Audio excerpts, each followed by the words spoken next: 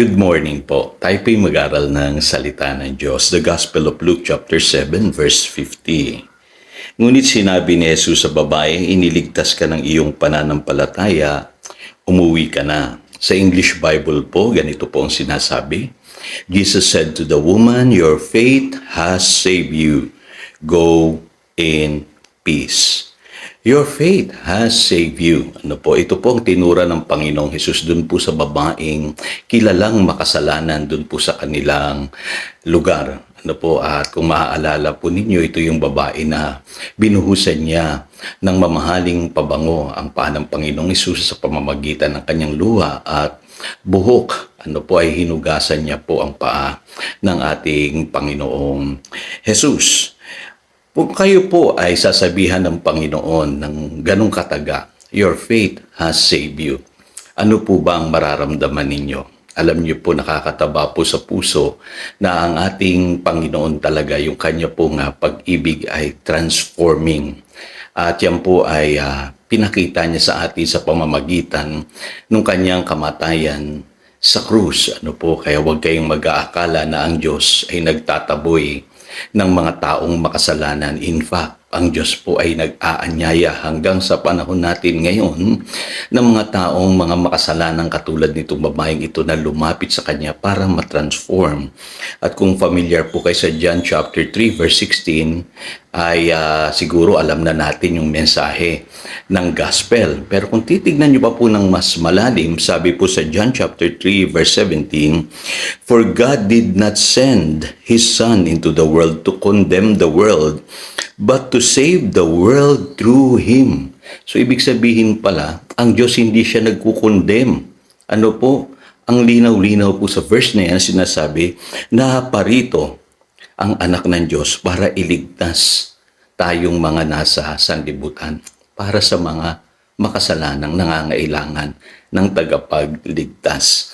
Kaya alam niyo po, ang mundo, ang kadalasang sinasabi niyan sa atin, wala ka ng pag-asang magbago. Madalas madidinig ninyo yung hindi na magbabago yan.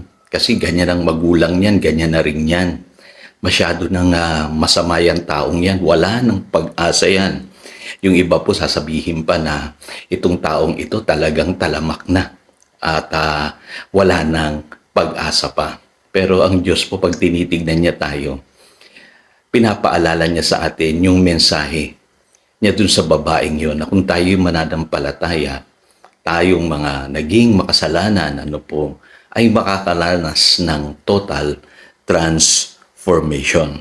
Kaya alam niyo po, sa Biblia, yung salita pong save, napakalawak po ng kahulugan niyan.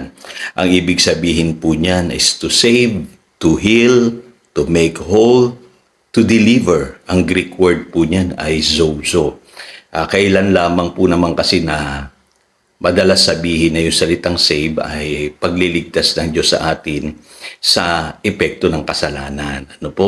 Kadalasan po ang interpretasyon natin, yung save na tao ay yung taong napunta sa isang panibagong pananampalataya o paniniwala. Hindi po ganun ang ibig sabihin ng salitang save. Kung babalik po kayo sa Bible at titignan nyo yung Greek word niyan, yung salitang save is to heal, to make whole, to deliver. Yun po ang kahulugan ng salitang sozo. Kaya kung mapapansin nyo po, sa Colossians chapter 1, verse 13, napakaganda po ng sinasabi ng Biblia. Ang sabi diyan, for He has rescued us from the dominion of darkness and brought us into the kingdom of the Son He loves. Sa ibang translation po, ang ginamit na word dyan, translated. Hindi lang rescued. Transferred, inilipat, at delivered, Kaya ang paglalarawan po diyan na ginamit po ni St. Paul, yung imagery, na sinasabi po diyan, ay yung parang pag-alis ng mga Israelita sa Egypt at paglipat nila sa lupang pangako. Kita nyo na po, ganun pala yung nangyari sa atin nung tayo po ay na-save. Iniwan natin yung lupain ng Ehipto, yung lupain ng kasalanan at ng sumpa, at tayo inilipat ng Diyos doon po sa lupang ipinangako niya. lupa na punong-puno ng pagpapala, tigit sa lahat, pagbabago sa ating buhay. So bakit kaya ganun ang gusto ng Diyos na pagkaunawa natin sa tinanggap nating bagong buhay? Unang-una po gusto ng Diyos na mag-isip tayo as saved people. Kaya napakahalaga ng binitiwan ng Panginoong Hesus sa babae. Your faith has saved you. Kasi sa ating pong pagkaligtas, nasumpungan natin yung tunay na kalayaan. Freedom from sin and the curse of sin. Yun yung sinasabi ng Galatians chapter 3 verse 13. So hindi lamang sa kasalanan kundi maging sa generational effect ng kasalanan. Kaya po curse, di ba? Pag sinabing curse, paulit-ulit.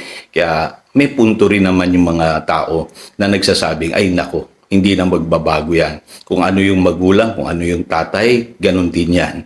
No? Kung babaero yung tatay, babaero din yung anak. Yung iba sasabihin, lahi-lahi yan. Lahi nila yan eh. Pati nga sa sakit, sasabihin nila, ay lahi nila cancer, lahi nila diabetes, lahi nila sakit sa puso. Pero alam niyo po ba, sa Galatians chapter 3 verse 13, tinubos tayo ng Panginoong Hesus sa sumpa ng kasalanan. At marami pong nagpapatotoo dyan na maging sa sumpa ng karamdaman, yung mga sinasabi ng sakit na namamana, marami pong tao ang nagdi-deliver. Isa na po yung lahi namin. Yung lahi ng nanay ko na sinasabi na sila ay laging namamatay sa cancer. Pero yung nanay ko po hanggang ngayon ay buhay pa't malakas. 80 plus years old na. Kasi nga po, gusto ng Diyos na mag-isip tayo na we are already translated from the kingdom of darkness into the kingdom of the Son He loves. So, ibig sabihin, iba na po talaga yung nagiging buhay ng taong naligtas. Kaya hindi ka nababalik doon sa dati pang buhay, sa dati mong ginagawa. Kasi wala nang kapangyarihan sa iyo yung sumpa. Maging yung mga karamdaman na yan. Huwag mong iisipin na mamamana mo pa yan. Pinalaya ka na ng Diyos. Pangalawa, the Bible wants us to act that way. Kasi po, as saved people, ang sabi ng Biblia, sin has no dominion over you. Yun ang sinasabi ng Romans chapter 6, verse 14. John chapter 8, verse 32. Mag-isip ka at kumilos ka bilang saved people. Nailipat ka na. Iba na dapat ang iyong gawi. Ang mali ngayon sa maraming Kristiyano, ang iniisip nila, sila pa rin yung dati. Kapatid, hindi ganon ang dapat mong isipin. Translated ka na, nai-transfer ka na sa paghahari ng Diyos. Panghuli, makikita ninyo, the Bible wants us to believe that way. Sabi sa Romans chapter 10 verse 13, everyone who calls on the name of the Lord will be saved. Kasi paano ka magpapatuto sa ibang tao kung hindi mo nararanasan ang iyong kaligtasan? So, hindi lamang label yung pagiging Christian. Hindi lamang natatapos yung pagiging Christian mo nung ikaw ay nagpalit na ng relihiyon, sabi nila. Sasabihin, isa ka ng born again, nagpalit ka na ng relihiyon. Akala nila, yun ang pagiging Kristiyano. Hindi po. Ang pagiging Kristiyano ay yung ikaw ay lubusang pinatawad ng Diyos, binago ng Diyos at ginawa ng bagong nilalang. Ganun po ang kapangyarihan ng krus. Sabi sa 1 Corinthians chapter 1, verse 17 hanggang 18. Kaya huwag natin lilimitahan ang kapangyarihan ng krus sa ating buhay. So, hindi lamang label ang pagiging Kristiyano, hindi lamang natatapos sa pagpapalit ng relihiyon ang pagiging Kristiyano, o yung sabihin na natin maging sa pagpapatawad lang ng kasalanan, kundi ang pagiging Kristiyano po, it covers the whole plan of redemption na ginawa ng Diyos para sa tao. Kaya napakahalaga, na yung babae narinig niya mula sa Panginoon, your faith has saved you. Ganon din po tayo.